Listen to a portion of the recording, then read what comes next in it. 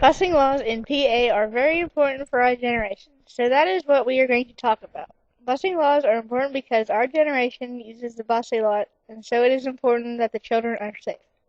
We are going to talk about the amount of how many miles and how much time a student can spend on the bus each day.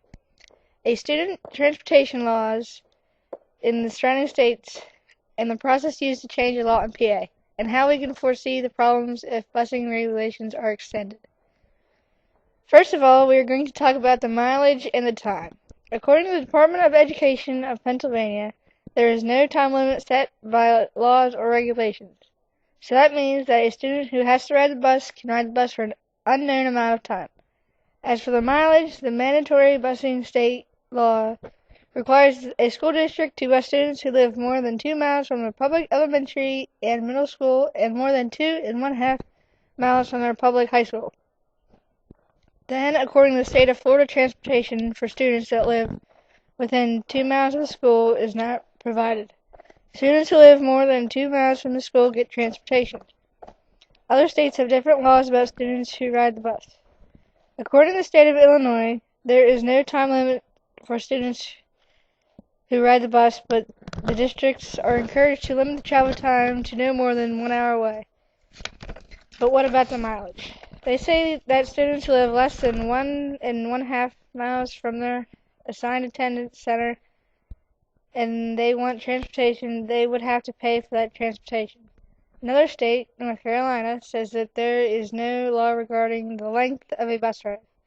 Some of the rural counties have an average time that students ride the bus of over 50 minutes, while some small cities have an average ride time as low as 15 minutes. The second thing we're going to talk about is a process to change the law in Pennsylvania. First thing you have to do is see if there is another jurisdiction that looks the same, at the same issue, a different way, and look at the legislation to determine what options are presently available. Level of government is responsible for the law. If it is a national law, you might want to enlist the help of a senator or congressman. If it is a state law, then you might want to enlist a local assemblyman or state house representative or a state senator. And at last, if the law is a county or town ordinance, you have to look for the local councilman, alderman, supervisor, mayor, or county executive. Then you have to see if there are any pending pieces of legislation that might accomplish the goal and are already in a legislative pipeline. When this is done, you have to book a meeting with your legislator. Meet with him at his office if possible, so the legislator feels more comfortable. After that, you have to see the issue from the legislator's perspective. When talking about changing the law, you have to see how it matches the legislator's goal, values, and constituents.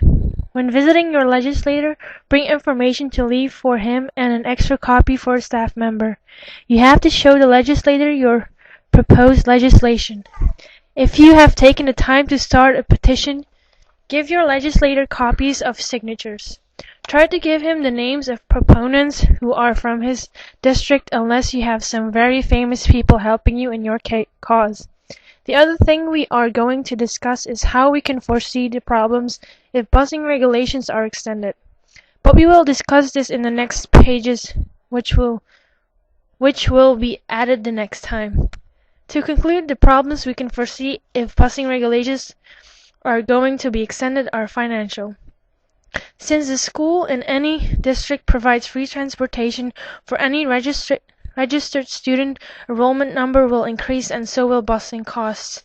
If the school districts have to be able to transport more students, they will have to arrange to put more kids on one bus or supply more buses and bus drivers. If the district would have more buses, that means more fuel because the fueling prices haven't been stable for a while.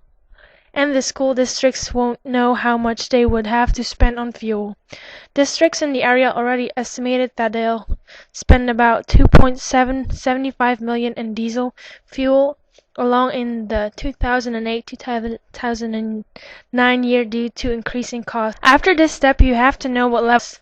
That means if the price goes up, the school will have to find ways to cut back on costs.